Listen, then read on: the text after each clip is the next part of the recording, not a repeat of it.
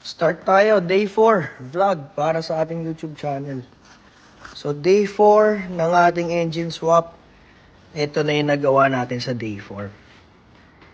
So ayan, nakita nyo to, walwal na walwal to nung nakaraan, di ba? Wala, butas na butas yan. So kinuha natin to sa Corolla Big Body. Pati ito, yung chassis niya. Para yung tornilyuhan mismo na engine support na original para dito sa 4AF, ay yun din yung gagamitin niya, tsaka sa transmission support.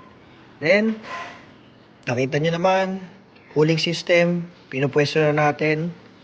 Kasi gusto ko makita natin yung mga positioning ng mga tubo ng cooling system. Tignan natin kung may kailangan tayong baguhin pa, iuusot pa ba ito rito, iaabante pa yung radiator. So makikita ninyo, nag-check na rin ako nung pagliko ng gulong. Tingnan natin kung makakaliko ba o tatama ba sa transmission or doon sa may tambol. So yung ganitong liko, napakalaki na yan. Goods na yan, sobra na yan. So, malalaman natin pagkabit nitong talangka. So itong talangka o yung frame, itong isang buo, sasalpak natin doon sa ilalim ng starlet para makuha natin yung tungtungan ng engine support sa likod. Then yung patibay ng ating frame, lower arm, brake system na mas malaki, mas malakas, shock absorber na mas malaki at mas malakas para fit dun sa engine natin. So ayan, kakabit na natin yan after ng mga nagawa. Day 4 na ito. Sa day 5 ninyo makikita yan, talangka na maikabit natin. So ito, yung tubo, magpapagawa ako.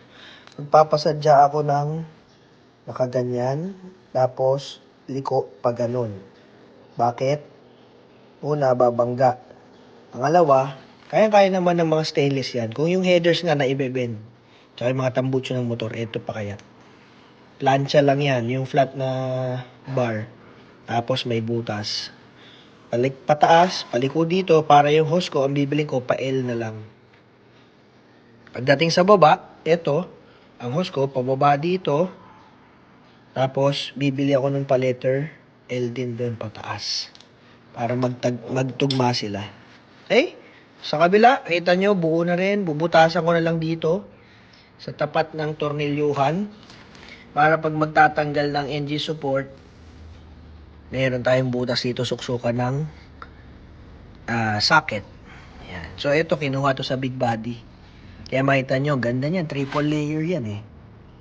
Tapos may mga patigas sa loob. Galing mismo sa Toyota na Corolla natin.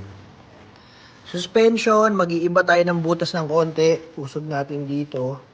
Kasi nga, hindi ito mapat eh. Yan yung suksukan ng axle natin. Dapat, nasa ibabaw nito yon ng drive shaft. Okay? So, uusod natin yung suspension, yung shock dito. Makikita natin yan, pagsalpak ng talangka, kung saan talaga mapapatutok yung final.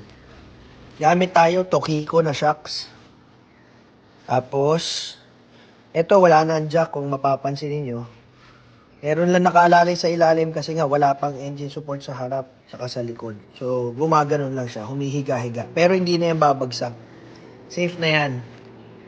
So, yan, ang mga nagawa sa ating day 4, mga kaibigan. Abangan nyo yung mga susunod pa natin gagawin dito kay Stariray. 4 days pa lang to ginagawa na straight. Marami na. Naisalpak na yung makina. Naipwesto na. Pero marami pa to. Kumbaga malayo na pero malayo pa. Susunod natin po problemahin dyan yung pupwestuhan nung sa may manibela. Sa may steering column.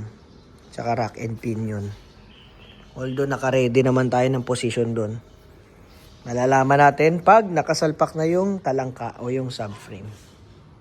See you sa day 5. Bye-bye.